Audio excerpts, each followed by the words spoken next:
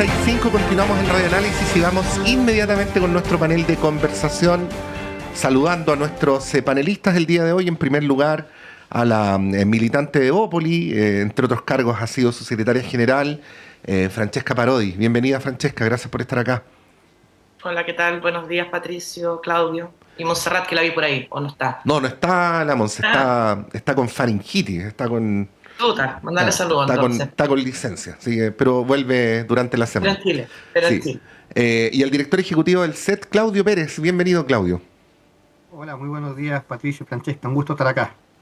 Sí, lo mismo decimos nosotros. Bueno, ¿qué les pareció la cuenta pública? Pues, pero resumido, porque yo sé que la respuesta a la pregunta podría dar para un largo periodo de tiempo. Francesca, Sí, a ver, el yo abstract. creo que el fast track, chuta, no sé si tengo tanta capacidad porque fue, bueno, no fue la más extensa de las que ha hecho el presidente Boric, pero efectivamente creo que recorre al principio declaración de intenciones, de la importancia de la unidad, cosa que la verdad que estoy de acuerdo. Creo que las grandes reformas o proyectos que ha sacado adelante el gobierno del presidente Boric han sido precisamente gracias a la unidad y gracias también a Chile Vamos, que ha podido subsidiar muchos proyectos, como fue la reforma de pensiones, incluso el proyecto de las 40 horas, y entendiendo también que esa unidad es muy necesaria para poder avanzar. Y eso lamentablemente esa unidad ha sido carente en otros gobiernos que lamentablemente, digamos, hemos tenido cierto estancamiento legislativo sobre medidas importantes,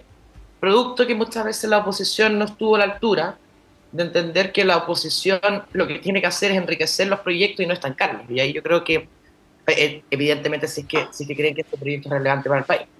Así que yo creo que después tuvo una serie de anuncios donde yo creo que hubo bastante imprecisiones con respecto a seguridad, a inmigración, salud también. Y después termina finalmente hablándole más a su electorado con algunas medidas más, digamos, más polémicas, que de alguna manera le hacen más un guiño a su 30% o 28% que tiene aprobación el presidente con respecto al tema de la ley de aborto, y así como también el tema de Punta Peuco, que también pasando por Israel.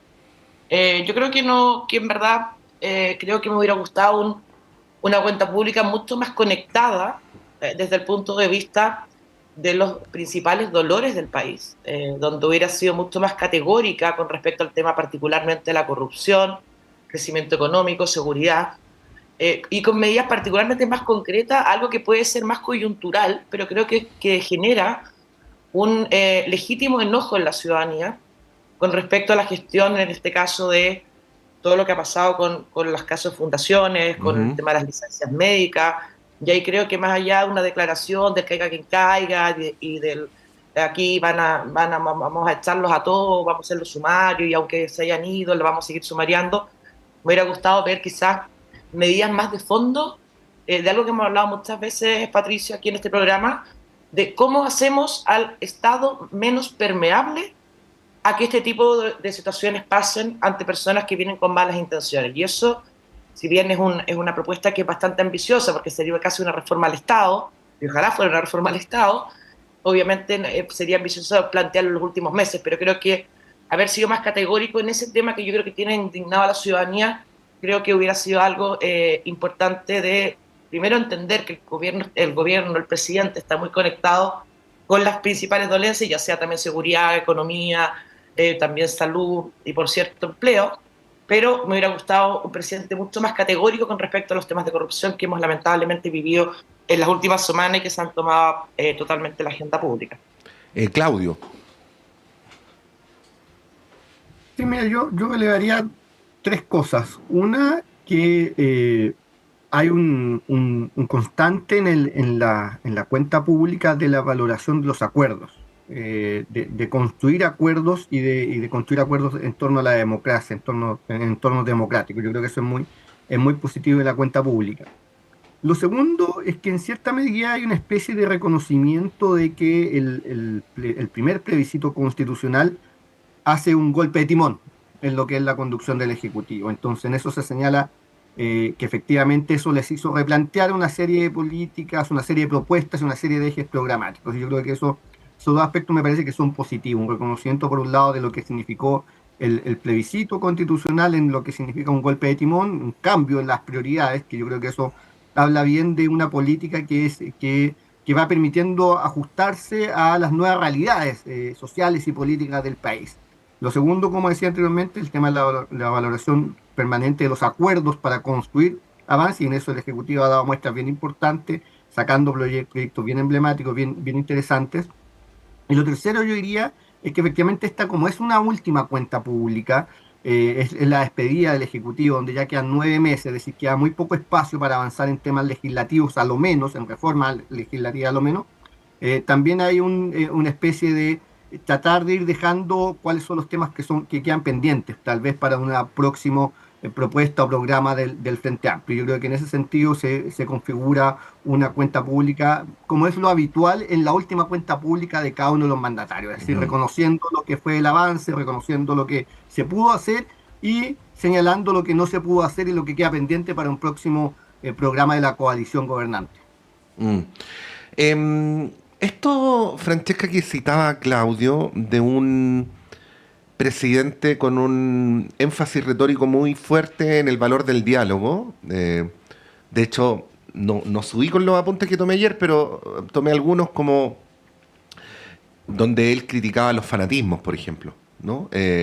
O criticaba los extremismos, que parecería no calzar con la imagen que cierta derecha tiene de Boric, o dicho de otra manera, con lo que cierta derecha tenía de Boric. Ahí no sé cómo identificarlo. ¿Qué podrías decir sobre esto, no? ¿Qué nos dice de la reflexión que ha hecho el presidente en el cargo? Si es que está de acuerdo con ello, puede, por supuesto, estar en completa discrepancia. A ver, yo creo que hay dos Boric, obviamente. Hay un Boric de candidato presidencial o incluso diputado, y hay otro Boric absolutamente diferente con respecto a lo que significa llegar a la moneda y entender lo que es realmente el ejercicio de gobernar, que es sumamente complejo. O sea, hacer oposición es bastante más cómodo que de alguna manera gobernar, porque las cuentas te las pasan, y no solamente te las pasa la oposición, te las pasa la ciudadanía y te las pasa incluso tu propia coalición. Y yo creo que el presidente, le hemos dicho, ha tenido muchas volteretas. Yo siempre he considerado que sus volteretas van en el sentido más bien correcto, desde lo que planteaba originalmente.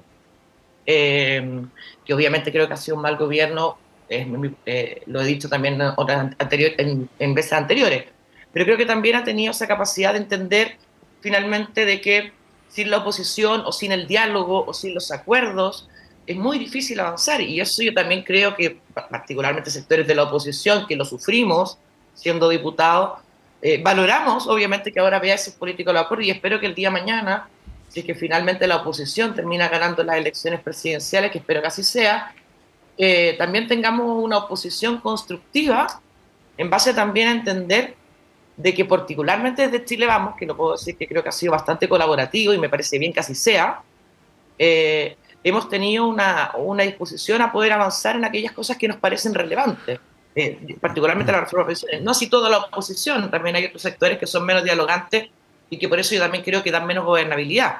Pero creo que todo lo que sea una política de poder buscar, ponernos de acuerdo, conversar en aquellos temas que son relevantes para el país, yo creo que son absolutamente necesarios, y esperemos que también, no solamente la colaboración que tiene que tener la oposición hasta el final de este gobierno, sino que también es lo que tiene que pasar en el próximo gobierno, para que veamos unos gobiernos que puedan avanzar en las cosas que son relevantes para Chile, más allá que en sus programas muchas veces sobreideologizados, como fue el caso del programa del presidente Boric.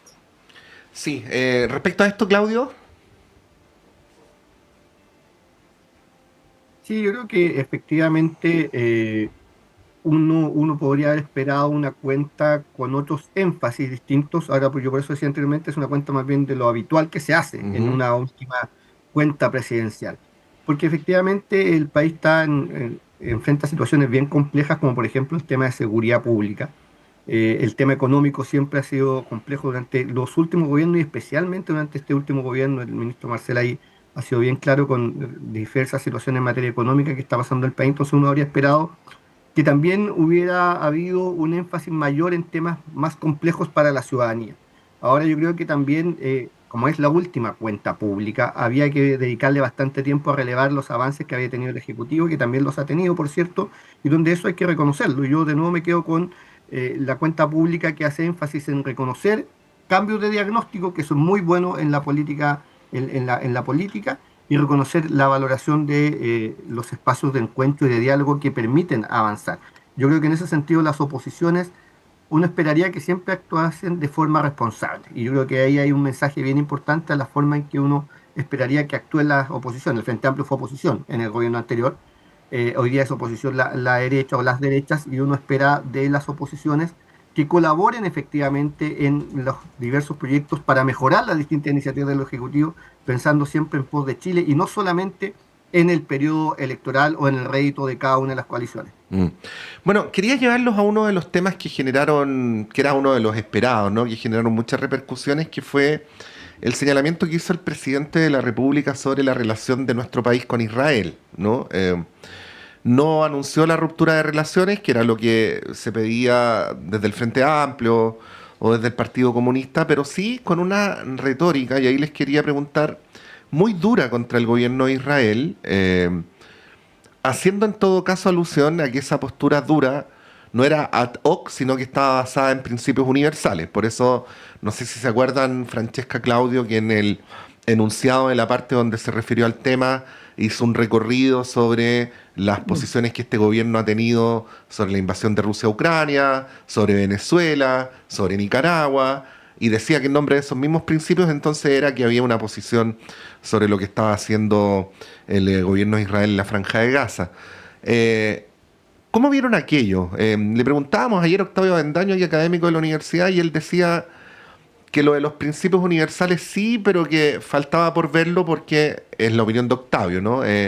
Que el tema palestino sería una bandera de la izquierda más bien, y que a él le gustaría ver del presidente de la República el mismo vigor al referirse a la invasión de Rusia a Ucrania, ¿no? Pero bueno, son opiniones. Francesca. A ver, yo primero que nada resalto que Chile ha sido un país que, independiente de tener diferencias con otros países, ya sea en conflictos bélicos como también en las flexibles terminologías de la palabra democracia que hemos tenido durante el último tiempo, es un país que por tradición, digamos, relaciones exteriores, es bastante estable en no romper relaciones con los otros países. Y eso creo que es algo que per se me parece positivo, porque básicamente hoy día romper relaciones con Israel o con Rusia o con cualquier otro país que esté en la misma situación, de alguna manera generaría un perjuicio para todos los connacionales que tenemos viviendo afuera del país, partiendo por algo tan sencillo como ese, como todo el tema económico subyacente a una decisión de ese calibre. Lo mismo nos pasó en algún momento con Venezuela, cuando salía a decir hay que retirar todo de Venezuela, no, tenemos un problema que tenemos que solucionar con Venezuela, y eso siempre va por la vía diplomática. Yo creo que ahí, al igual que no escuché las declaraciones del profesor que mencionaba recién Patricio, pero me pasó lo mismo cuando vi la cuenta pública.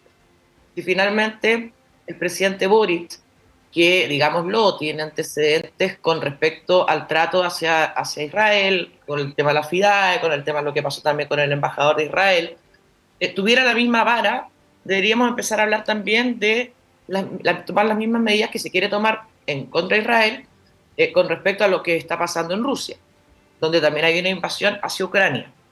Entonces yo creo que politizar con un drama tan terrible como lo que está pasando entre Israel y Gaza, creo que efectivamente no es más para marcarse un punto político, que por cierto creo que es irrelevante en el conflicto en sí mismo.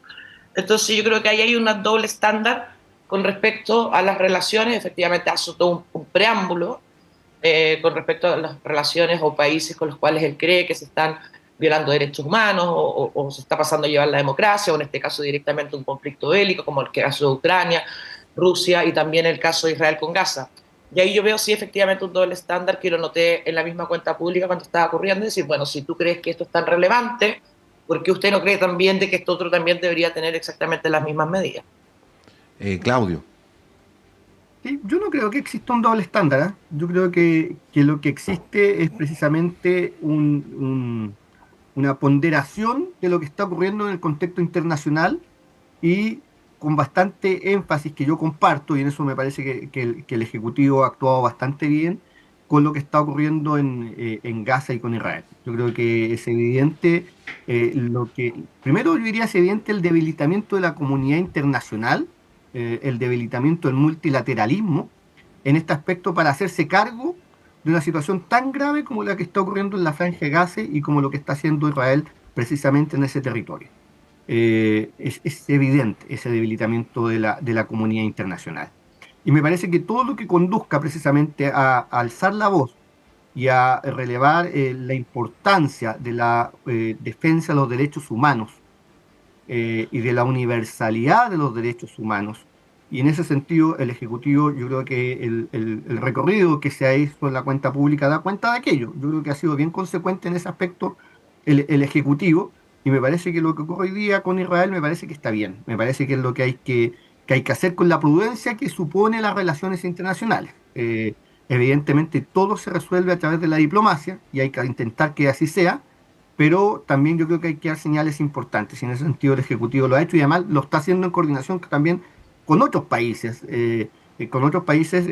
también con la gran preocupación que existe en ese sentido. Entonces a mí me parece que en ningún caso hay doble estándar, lo que hay es una ponderación de lo que está ocurriendo en los distintos países que se están viendo afectados por conflictos bélicos, pero un énfasis importante en lo que ocurre en la Franja de Gaza.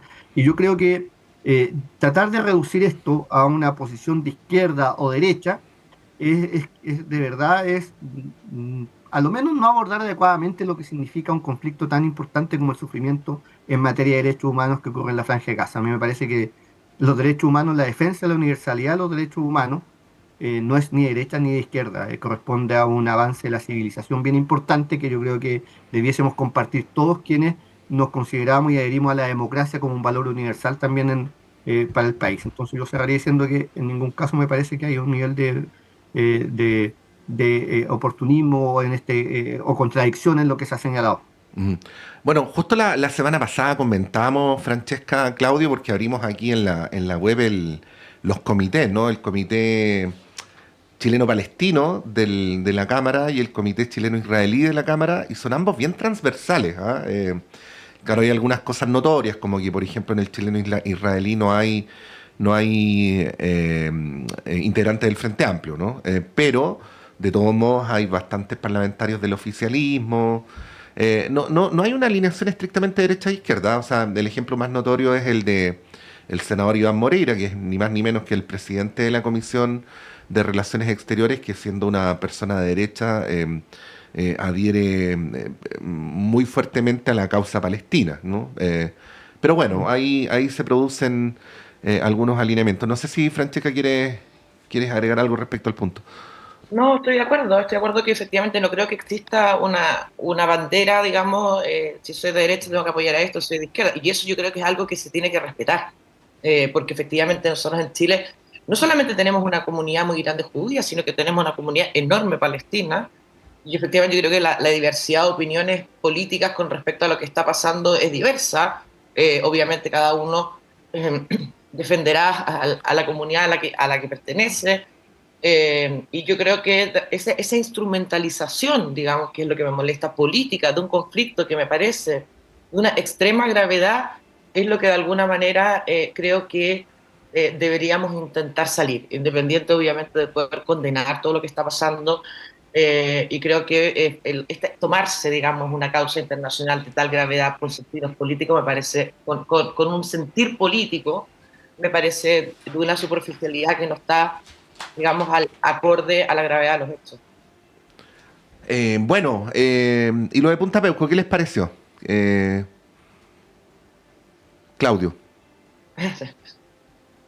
A ver, yo creo que a ver, evidentemente estos son momentos distintos a los que se vivían en los años 90. Creo que hoy día efectivamente hay condiciones para poder hacerlo. Me parece lógico que hoy día, reconociendo la valoración de la democracia, que existan recintos penitenciarios especiales para violadores de derechos humanos. Me parece que no va en la línea precisamente de establecer estándares acorde a los tiempos más modernos de nuestro sistema penitenciario. además con lo que significa toda la crisis del sistema penitenciario. Me parece que es una señal importante en pos de respetar y valorar lo que significa la universalidad de los derechos humanos y la defensa de los derechos humanos. Eh, lo segundo es que yo creo que no olvidemos que esto fue algo que, si mal no recuerdo, la presidenta Bachelet trató de hacer los últimos días de su gobierno también y no se pudo hacer. A mí me parece una señal bien importante para quienes adherimos y respetamos de forma bien tenaz los derechos humanos, y es una señal importante. Ahora, es cierto que respecto hay un sector de la derecha que ya ha señalado y lo hemos visto en prensa, pero a mí me parece que ya a esta altura eran avances mínimos que debíamos ir teniendo para ir cerrando heridas tan importantes y tan graves en nuestro país. Francesca. Yo también soy una persona que respeto, valoro y también tengo un respeto respecto a los derechos humanos. Pero sin embargo, veamos también el tamaño del anuncio, que creo que es bien relevante. Estamos hablando de una población penal de alrededor de 139 personas, en los cuales creo que la promedio son 75 años. Y el hecho de poder aumentar la población penal de Punta Peuco, porque entiendo que va por ahí, que finalmente es que no estén solamente segregados los violadores de los derechos humanos, sino que también poder ingresar otras personas. Primero que nada, digamos que Punta Peuco no es el penal Cordillera, es absolutamente una cárcel que cumple los estándares de cualquier cárcel en nuestro país. Primera cosa. Tiene un segregamiento, efectivamente, de violadores de los derechos humanos, pero por un tema importante, que es cómo finalmente Gendarmería garantiza las condiciones de las personas que están adentro. Así como tenemos un capitán llave, que de alguna manera segrega a delitos económicos, que efectivamente son imputados, no condenados, pero que segrega delitos económicos de otros delitos, y de hecho el caso del propio señor Monsalve, que Gendarmería, por no poder garantizar la seguridad del señor Monsalve, lo transfiere a capitán Llaver mientras estaba cumpliendo la prisión preventiva. Entonces yo creo que en verdad estamos hablando de un anuncio muy de nicho. Estamos hablando de 139 personas versus una población penal que llega alrededor de las 60.000 personas.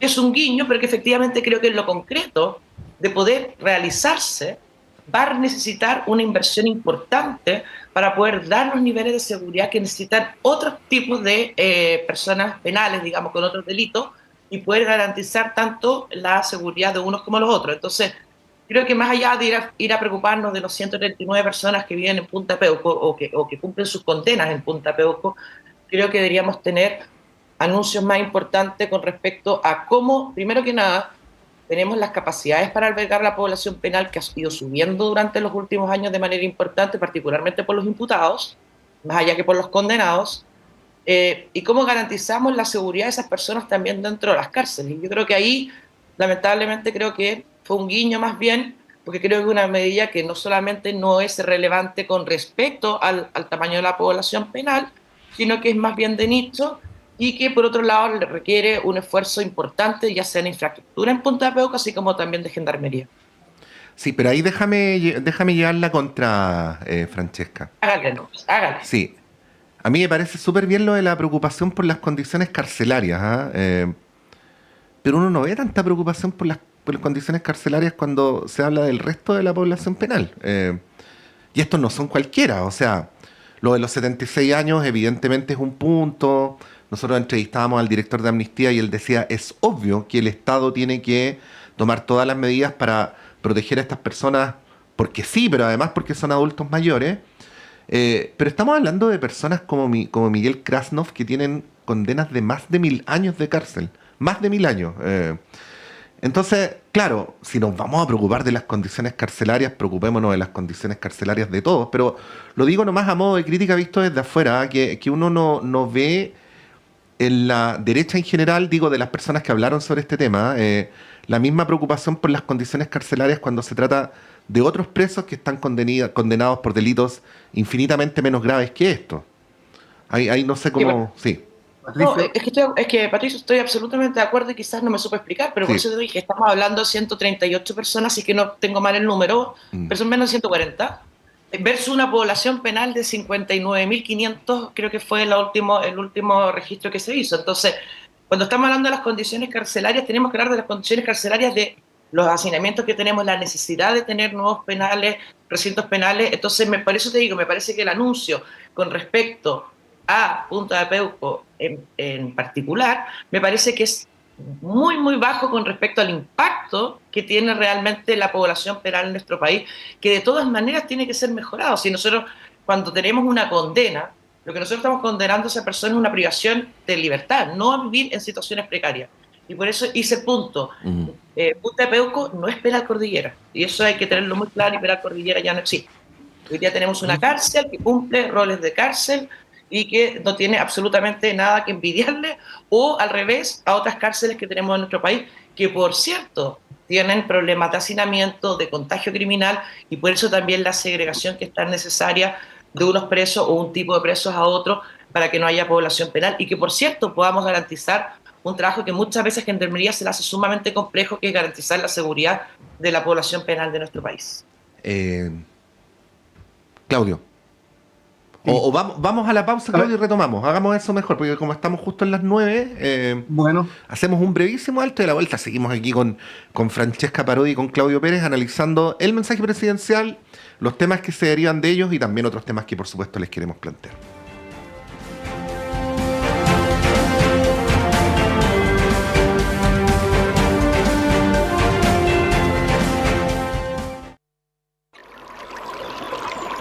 Aguas Trayén o Cascada en Mapudungún es la mejor agua purificada con tecnología de última generación. Para más información, visite su página web www.aguastrayen.com.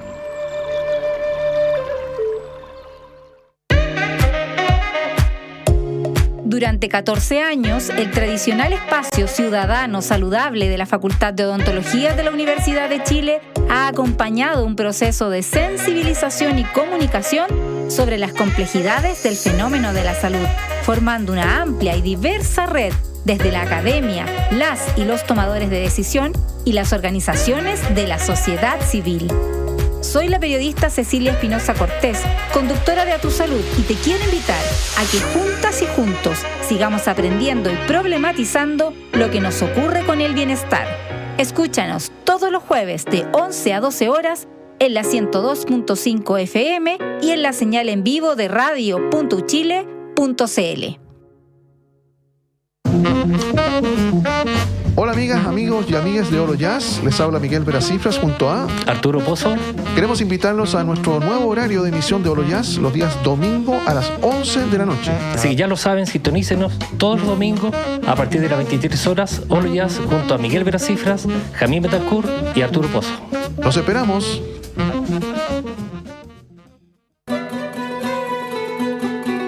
Radio Universidad de Chile 102.5 en la banda de frecuencia modulada te invita a escuchar Caleidoscopio de la Salud del Departamento de Enfermería de la Universidad de Chile, un programa que respeta la autonomía y apoya la decisión informada de las personas frente al cuidado de su salud y la de otros. 110 años a la vanguardia de los ciudadanos en la salud del país. Caleidoscopio de la Salud, todos los sábados a las 12 horas.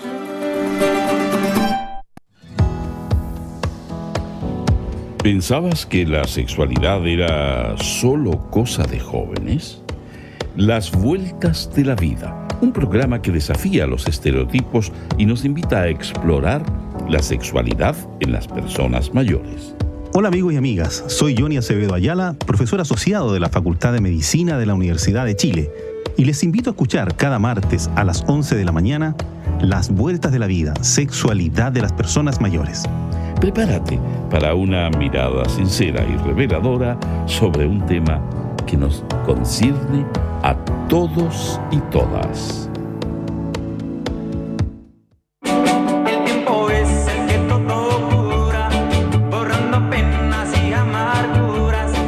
Argos Geria, invitando a borrar penas y amarguras, buscando un mejor destino para nuestro país y el planeta, buscando un bello sino.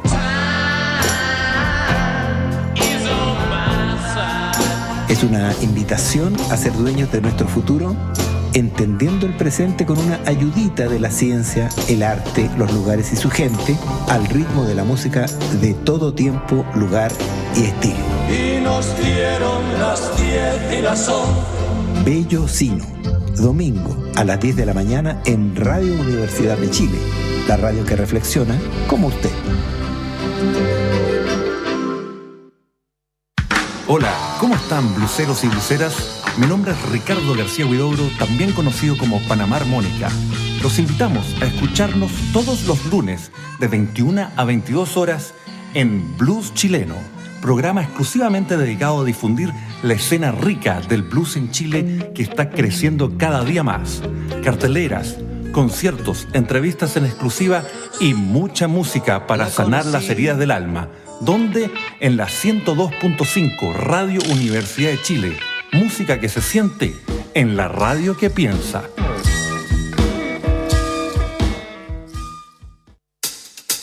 México en el corazón austral. Un espacio creado por la Embajada de México en Chile y Radio Universidad de Chile para celebrar la amistad entre nuestros pueblos. Acompáñenos a explorar la riqueza cultural mexicana, el diálogo político y los lazos que nos unen.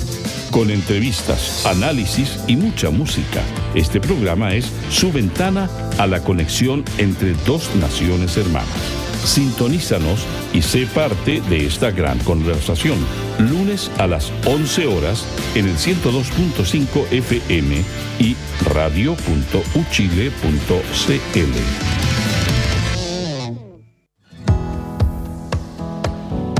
¿Pensabas que la sexualidad era solo cosa de jóvenes? Las Vueltas de la Vida, un programa que desafía los estereotipos y nos invita a explorar la sexualidad en las personas mayores.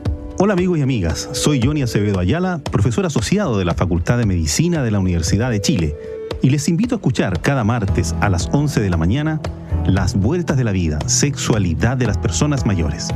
Prepárate para una mirada sincera y reveladora sobre un tema que nos concierne a todos y todas.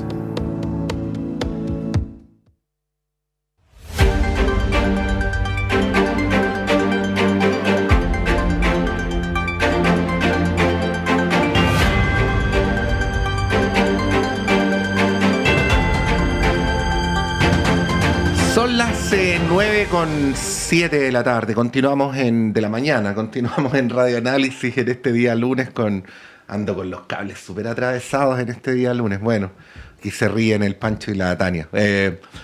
Con Claudio Pérez y Francesca Parodi. Disculpen por el lapsus. Bueno, Claudio, ahí teníamos que retomar el tema que veníamos hablando antes de la pausa, que era el de Punta Peuco. La palabra es toda tuya. Muchas gracias. Sí, mira, a mí me parece que el hecho de ser un violador de derechos humanos no puede constituir en ningún caso un trato especial o un privilegio en condiciones de reclusión penitenciaria. Sí me parece que requieren una condición especial aquellas personas que pueden ser cualquier persona que esté privada de libertad, que tenga, por ejemplo, una enfermedad grave, una avanzada edad, o respecto de quien existe un riesgo para su seguridad. Y en ese marco entran todas las personas que están privadas de libertad, y respecto de aquellas, Gendarmería tendrá que tomar las medidas que estime que sean pertinentes, que se puedan tener, que sean necesarias para garantizar condiciones de dignidad del cumplimiento de una pena. Y en ese marco entran todas las personas privadas de libertad. Entonces a mí me parece, para cerrar el punto, que ese debiese ser el estándar, no el hecho de ser un violador de derechos humanos que te permita tener una condición especial.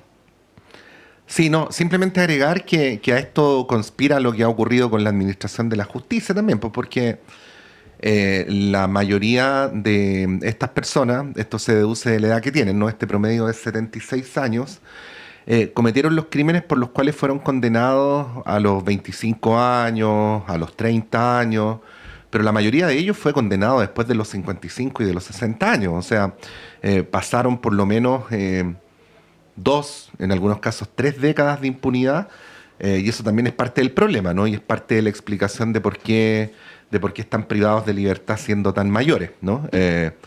Bueno, está hecho el punto. No sé si, Francesca, ¿quieres agregar algo o vamos al siguiente? No, pero muy brevemente. Sí. No, yo no soy una defensora de violadores de los derechos humanos, nunca lo he sido, pero creo que si vamos a abordar el tema carcelario, creo que tendremos que abordar el tema carcelario de todos sus ámbitos. Yo creo que las personas condenadas a violación de los derechos humanos tienen condenas que son bastante ejemplificadoras. Recién el propio Patricio hablaba de 1000 años de cárcel, o sea, estamos hablando de una cadena perpetua de todas maneras. Entonces, creo que también el Estado tiene que garantizar esos mínimos, porque efectivamente, y eso yo creo que es algo bien relevante, cuando la justicia no condena a situaciones precarias, y lamentablemente tenemos situaciones precarias en nuestras cárceles, y eso hay que decirlo. Y Punta Peuco es una cárcel, y vuelvo a insistir, no es penal Cordillera, que efectivamente el presidente Piñera lo cerró, porque no cumplía los estándares de cárcel. Entonces yo creo que estamos hablando de un anuncio que yo creo que va a una muy pequeña parte de la población chilena, que obviamente es relevante y tienen que cumplir sus condenas, no estoy diciendo lo contrario, pero creo que es más un anuncio un poco más para poder hacer un guiño, digamos, más bien político a ciertos sectores, que realmente una medida relevante para lo que a mí sí me parece relevante, que es cómo evitamos la segregación, cómo tenemos cárceles al estándar que tenemos que tenerlas, y por otro lado también cómo evitamos algo que yo creo que es muy relevante, que es producto de la segregación, el contagio penal entre diferentes delitos. Sí. Bueno, vamos al tema de las licencias médicas. ¿Les parece? El presidente hizo una mención ayer al tema y dijo algunas cosas, pero la primera que dijo es que él consideraba que la gravedad de la falta que está siendo investigada debería meritar la destitución. En general hay una opinión jurídica que entiende que esta es una falta especialmente grave a la probidad en la función pública. Por lo tanto, lo que plantea el presidente es interesante políticamente, pero de alguna manera refuerza algo que ya está instalado, ¿no? También el presidente decía algo que a mí me parece más o menos obvio, que hay que separar o investigar o depurar, ¿no? Que las instituciones tienen que hacerlo, que puede ser que algunos de los casos que han sido mencionados como eventuales faltas a la probidad no lo sean. Por ejemplo, el caso de personas que llegaron enfermas de un viaje, ¿no? Que no es lo mismo que te den la licencia y que te vayas, ¿no? Pero luego tienen que venir las sanciones respectivas, y en general está el análisis respecto a dónde deberíamos poner el foco, ¿no? Algunos dicen hay que poner el foco en los mecanismos de control. Otros van más allá y dicen que hay que poner el foco en el estatuto administrativo en general. Y hay otros que dicen que, sin perjuicio de que hay que sancionar a quienes son responsables de estas graves faltas, de todos modos es importante restituir el valor de la función pública, o la mayoría de los funcionarios públicos que cumplen sus labores honestamente. E incluso hay algunos que señalan que esta es una oportunidad para revisar el tamaño del Estado, ¿no? Ha habido en este tema opiniones para todos los gustos. Lo traigo esta mañana con la información actualizada. Ustedes saben que los sumarios están avanzando y que muy prontamente deberíamos tener algunas conclusiones sobre aquello. Claudio. Sí, a mí me parece que efectivamente lo que ocurre es una falta gravísima a la probidad en materia de derecho administrativo.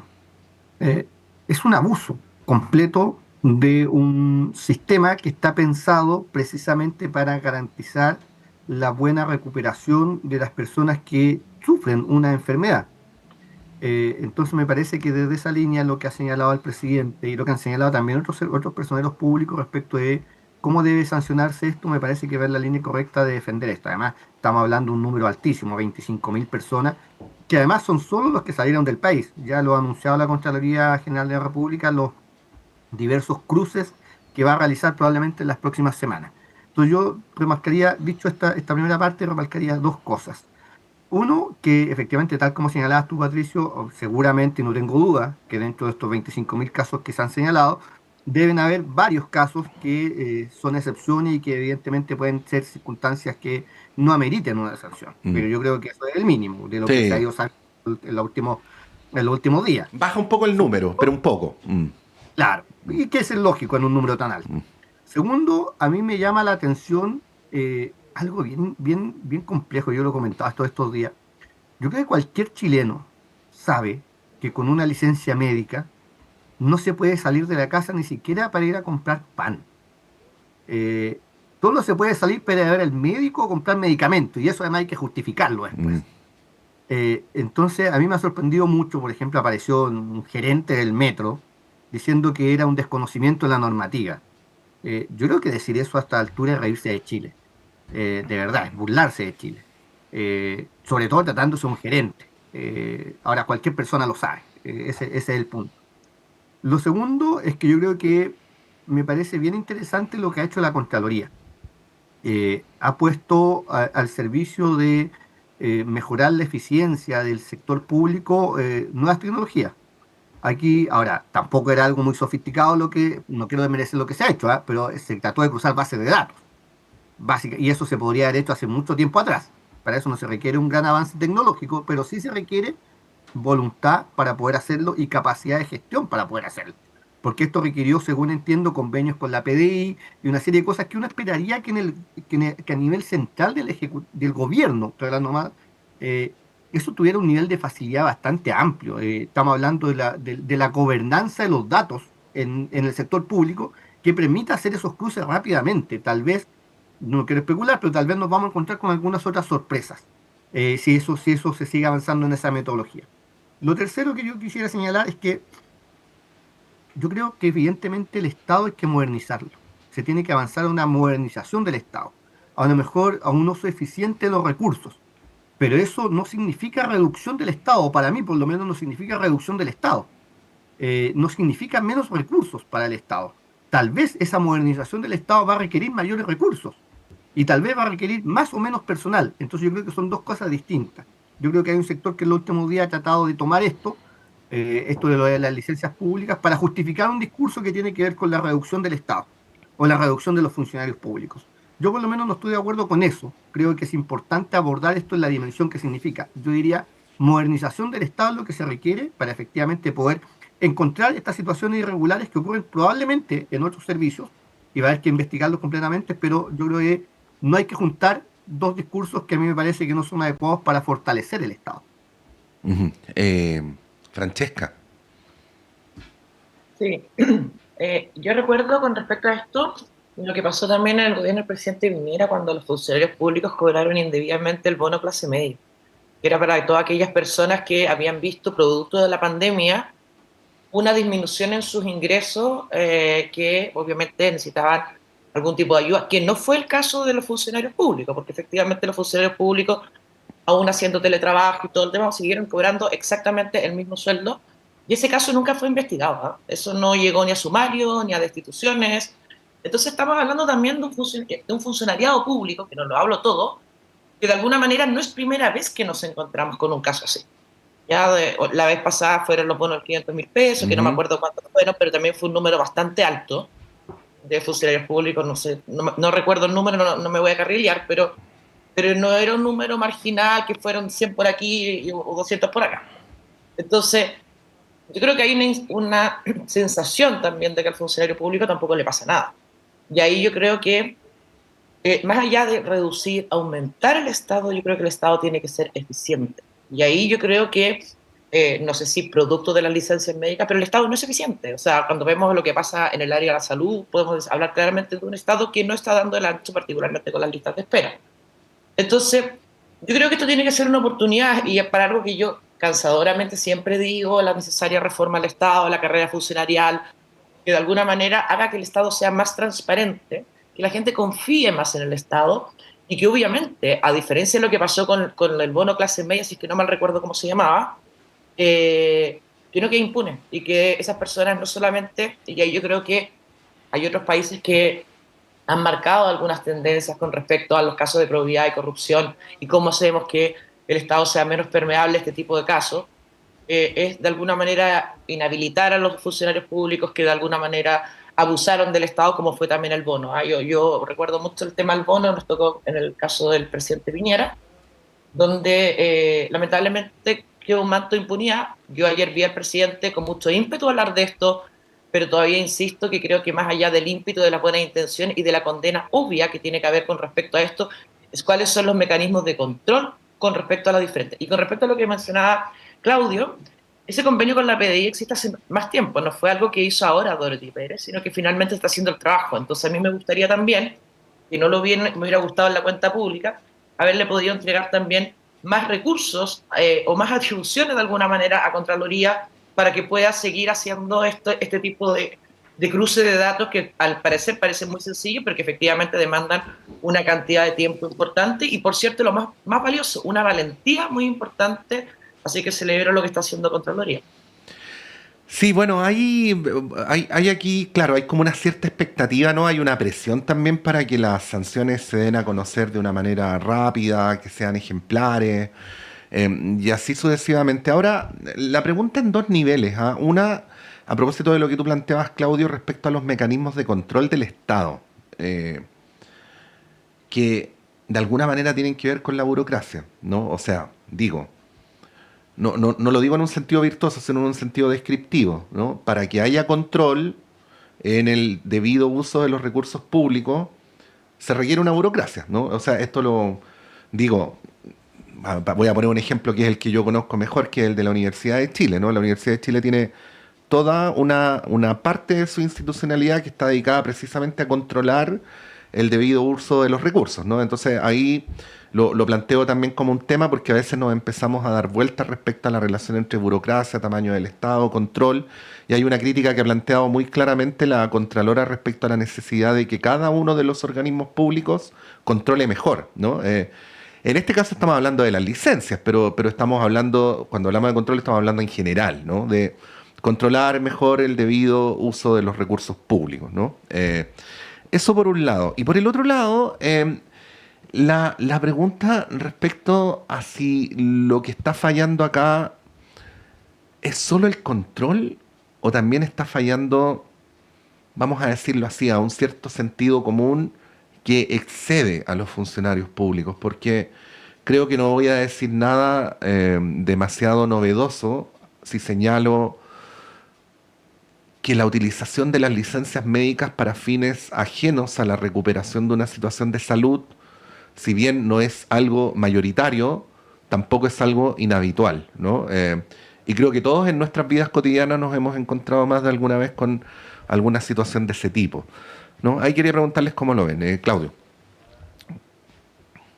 Sí, yo creo que respecto al primer punto que tú señalas, evidentemente, mayor control requiere mayor burocracia, tal vez, en el buen sentido de la palabra, pero también mayor tecnología, mayor uso de tecnologías. Y eso también requiere recursos y tal vez requiere personal capacitado para el uso de esa tecnología. Entonces yo por eso decía al principio, en mi primera intervención, que de acuerdo con la mayor eficiencia del Estado y la modernización del Estado, ahora de eso yo no deduzco en ningún caso menos recursos para el Estado, sino que probablemente significan mayores recursos para el Estado, la modernización del Estado. Y generar mejores mecanismos de control también va a requerir precisamente aquello. Ahora, respecto a lo segundo, yo creo que también es bien importante hacer ese análisis, porque yo no quiero hablar no quisiera decir que esto es una cultura instalada, pero sí, efectivamente, yo creo que llama la atención que habiendo personas con tantos días de licencia, hay casos de 300 días, de 400 días, nadie haya hecho nada. A mí me parece que más bien existía una práctica, una lógica de no hacer nada simplemente. Porque nadie reclama, nadie nos encuentra, nadie se da cuenta o nadie fiscaliza. Y yo creo que eso hay que atacarlo de fondo. Yo creo que eso en el sector público hay que atacarlo de fondo. No sé si puede ser una práctica en otros sectores también, pero en el sector público hay que atacarlo de fondo y de raíz. Esa dinámica de no hacer nada, mientras o sea, lo voy a decir en estos términos, mientras no sea titular de la prensa no hagamos nada.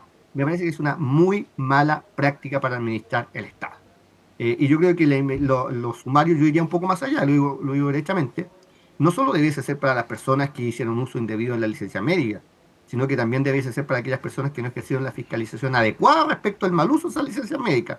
Y me refiero a múltiples jefaturas de servicios públicos que tienen un deber de fiscal. A lo menos les debió llamar la atención a alguien con 300 días de licencia. Y si no se hizo nada, eso habrá que investigarlo también y debiese ser parte de esto. Y yo espero, al igual que todos, que los sumarios administrativos, porque evidentemente se trata de funcionarios públicos y hay un procedimiento, hay un debido proceso que hay que respetar, que es un sumario administrativo. Yo esperaría que eso se le dé la mayor celeridad posible y que no quede la sensación en la ciudadanía de que finalmente a los funcionarios públicos no les pasó nada por hacer esto. Porque hay una cantidad de recursos involucrados, una gran cantidad de recursos involucrados que hacen necesario que efectivamente se apliquen las sanciones adecuadas que existan.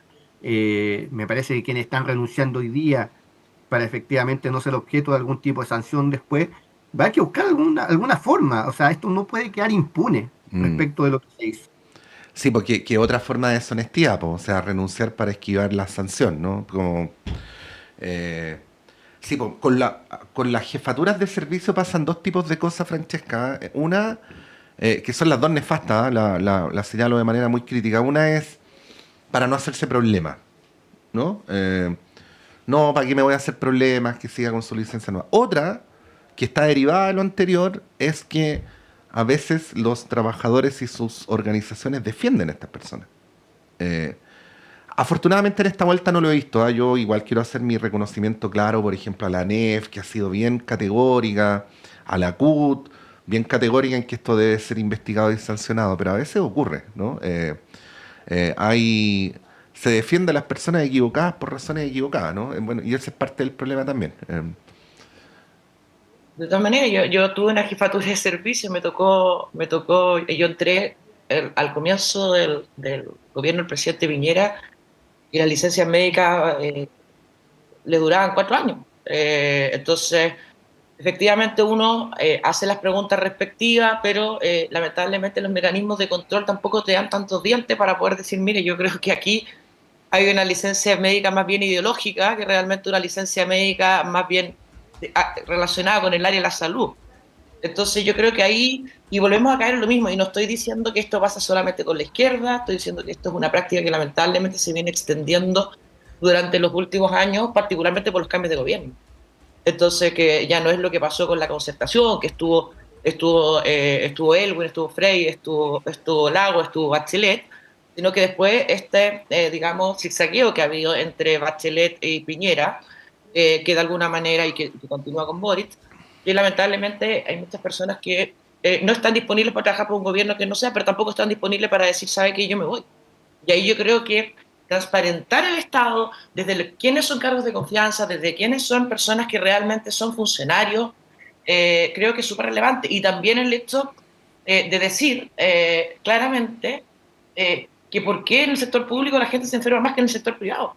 Y yo creo que ahí no quiero decir que sea una práctica extendida, porque efectivamente 25.000 funcionarios dentro de la población de los funcionarios públicos es un número bastante reducido. Pero yo creo que aquí tienen que haber más mecanismos de control, tienen que haber también más atribuciones también para los propios jefes de servicio, porque efectivamente desvincular o poder hacer un proceso a un funcionario público es sumamente complejo.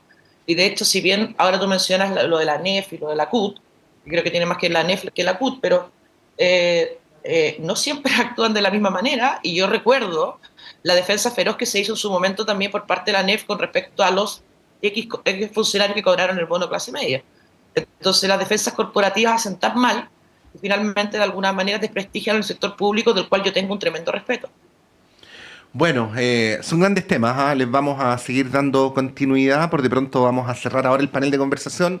Claudio Pérez, muchas gracias, que tengas una súper buena semana. Muchas gracias, Patricio, un gusto, Francesca, que estés muy bien. Igual para ti, Francesca, que tengas una súper buena semana. Igualmente para los dos, muchas gracias. Ya, pues nos vamos a ir un breve alto, pero ustedes saben que Radio Análisis continúa. A la vuelta está Claudio Medrano con ustedes.